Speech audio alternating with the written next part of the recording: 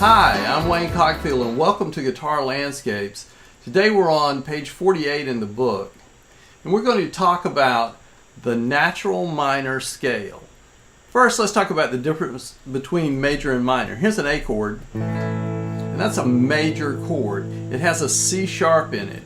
Here's an A minor chord and all I've done between those two chords is change one note. I've changed the C sharp to a C. So major goes to minor. Now the difference between those two chords is really huge when you think about its effect on our emotions. That's a happy sounding chord and that's a sad sounding chord. And songwriters use happy and sad to manipulate our emotions. Let's take a look at that interval distance. Here's an A note on the 5th string, and then here is a C sharp note at the 4th fret on the 5th string. Now here's an A note again, and then here's a C note on the 5th string, and that's the minor sound. So here's major, major third interval, and there's a minor third interval. And that's the difference between these two chords. I'm just doing it here on the 2nd string instead when I'm playing the chords. Now, when we look at a natural minor scale, the natural minor scale is basically the same notes as a C major scale. I'm going to play those notes going up the 5th string, starting on A. These are the notes of the C major scale, but we're going to start on an A note. A, B, C, D, E, F, G, A. That's the A natural minor scale as well. And the reason it sounds like a minor scale is because of the distance between that A note and the C note on that string. Now if I played a C sharp there instead, at least up to that point in the scale, it sounds like an A major scale. Now if I just play up to the same thing, up to the E note, but this time I'm going to play a C note instead. Now here's the C sharp again. So you can hear there's a difference between the scale sound and the chord sound. So if I start on C and I play up those notes, I get a C major scale. If I start on A, I get an A minor scale. So they are said to be relatives. They are relative to each other. A natural minor is the relative minor of C major. And this can be said for all keys.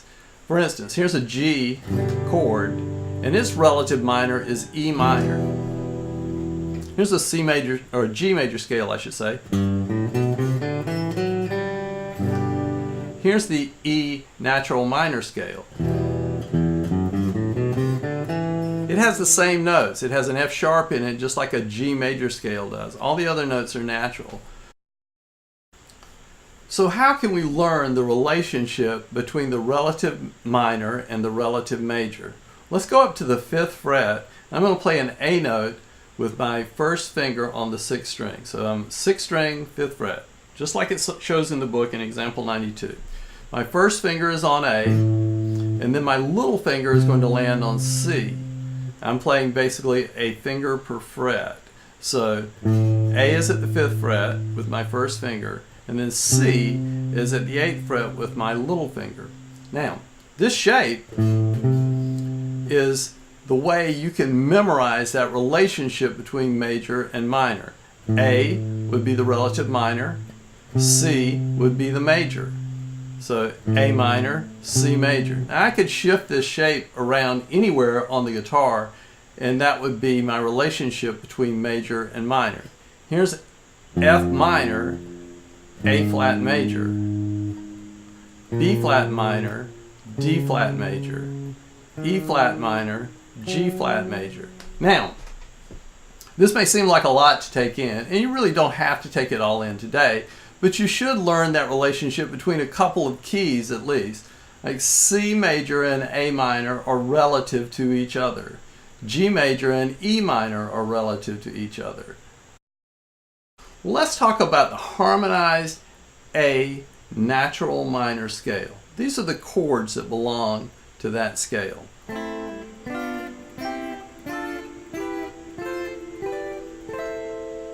That's the harmonized A natural minor scale. Since it has no sharps or flats, it actually has the same chords as the C major scale. Here are those chords.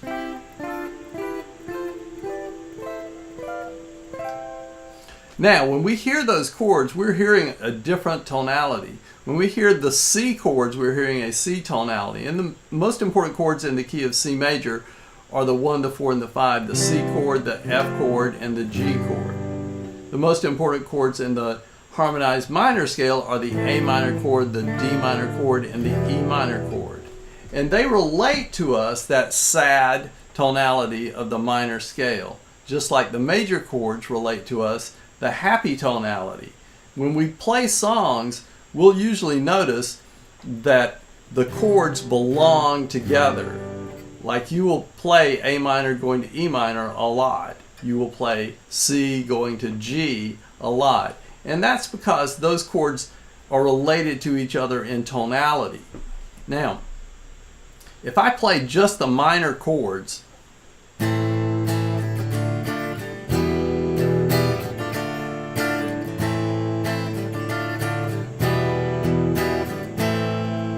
you get a very definite minor tonality going. If I play just the major chords, C, F, and G,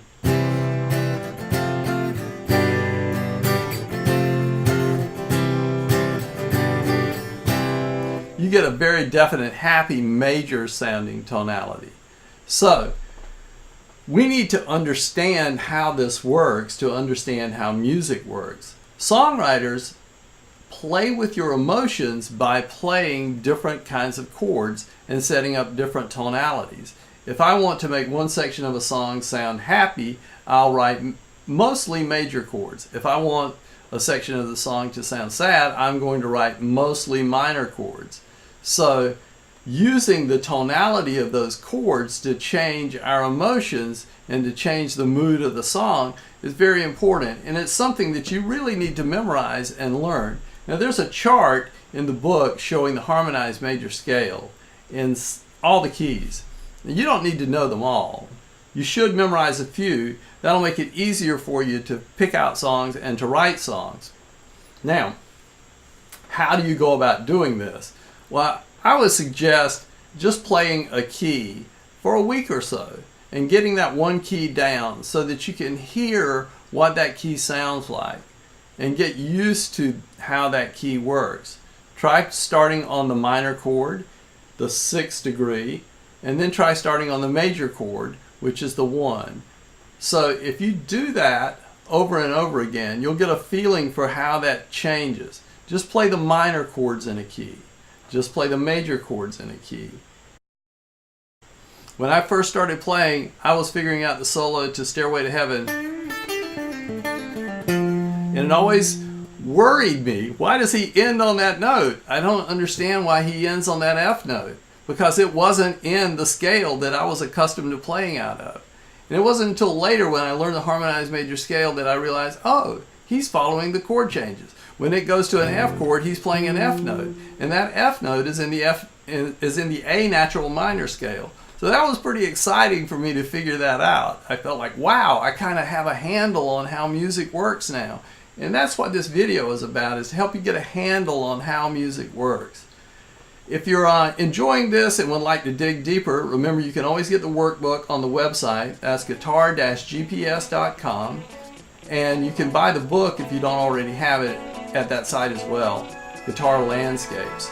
So I look forward to seeing you in the next video. Thanks a lot for joining me.